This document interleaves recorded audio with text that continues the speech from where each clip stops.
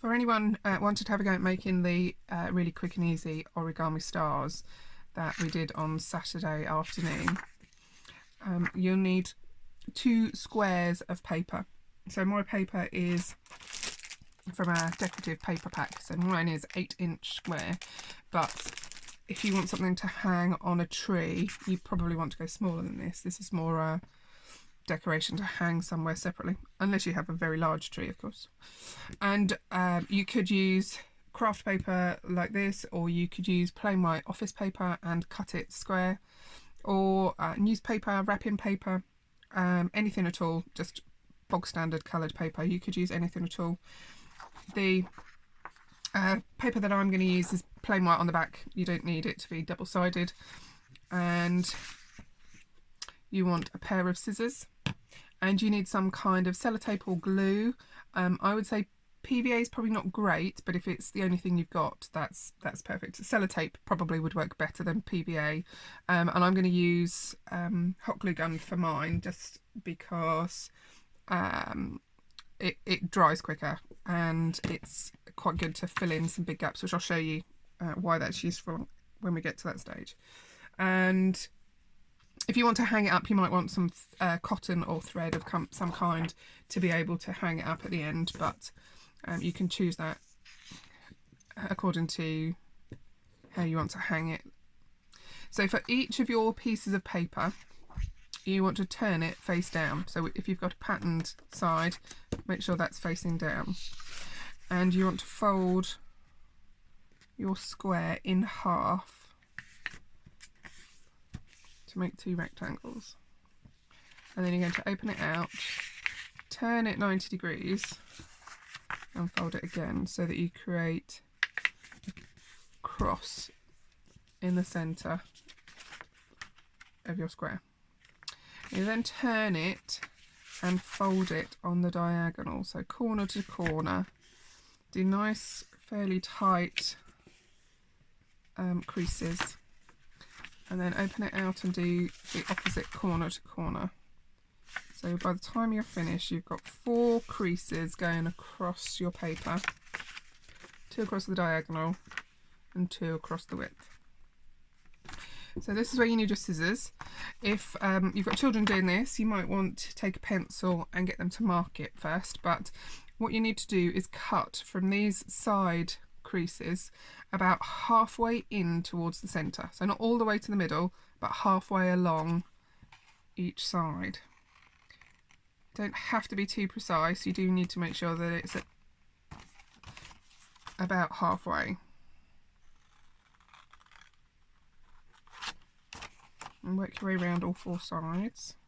As I say, children, it might be easier if you measure or just mark with a pencil dot before they get the scissors to them. If you do cut too far, don't worry, just sellotape it back up. So then for each of these cuts, you want to take this corner here and fold it in towards your diagonal crease, so that the edge of the paper folds to sit on that crease. So it's like you're making an arrowhead, and you'll do the same on the other side. So turn it around a bit. So you get a point, and you're going to do that on each one of these.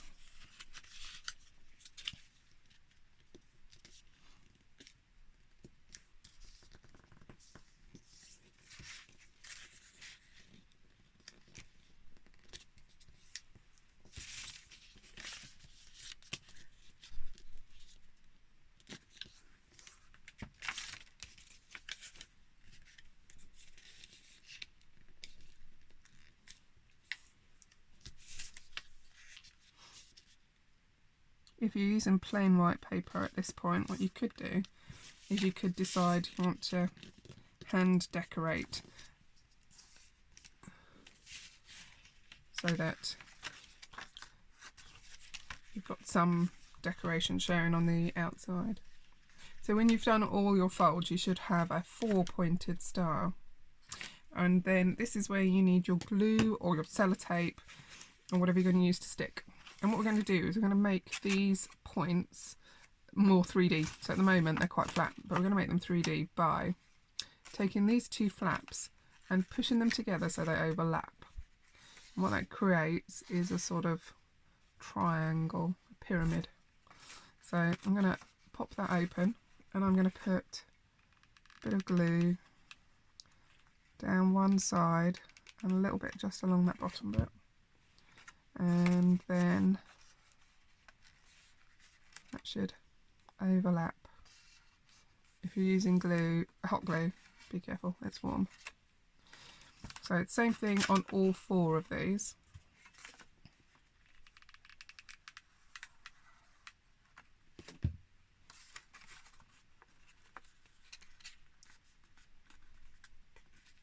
If you're using PVA, you just need to make sure that you allow enough time in between each one for it to dry.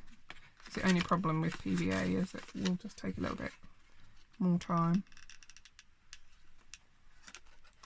When I did the others with sellotape Saturday, what I actually did was I just folded them together and then put a piece of sellotape and wrapped it around this bit so it went both sides, and that worked really well.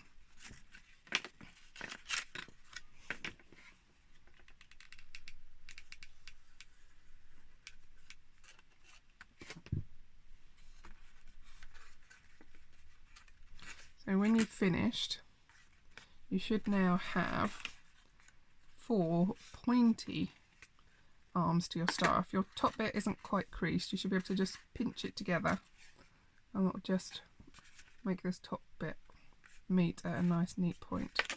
So you've now got pretty much a 3D 4-pointed star, and that's half of your decoration.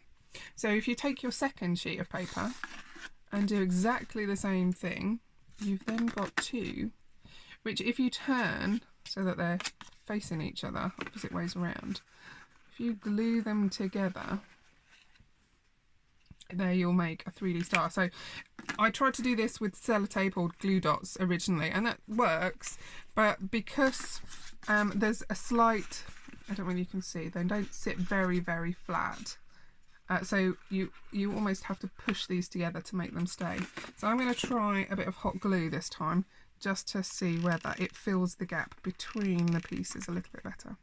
So remembering or looking and seeing where the pieces will actually meet and touch, because obviously here you're going to have the inner part between those arms, so just watch that you're only putting glue or sticky stuff in a place where they're actually going to meet and touch.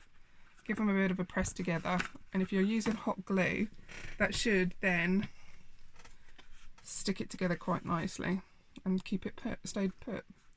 And then what I did to hang mine was I took a needle and I just popped a needle with a thread through, not right at the very, very top, but just come down maybe an inch or so, and passed it through this side and through this side, and then that made a sort of long loop that I could use to hang the stars up with. So I'd give them enough time to dry, but there you have a star. Now on the Crafternoon Facebook group, you'll see Lorna and her children had a go at doing some of these, and they made one which was smaller and then used it inside a card to make a 3D card. So where we made the bauble cards like this, if you did something similar and created a cutout in the centre and made your star around about the right size to fit inside, that made quite a cool decoration on a Christmas card. Obviously not really one you could post, but if it's something you're going to give to a family member or a friend, that would be quite cool. So there you go.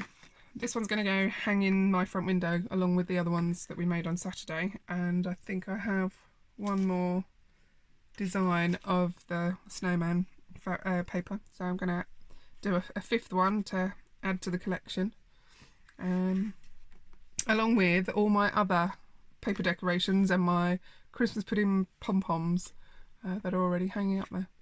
So if you have a go, let me see yours.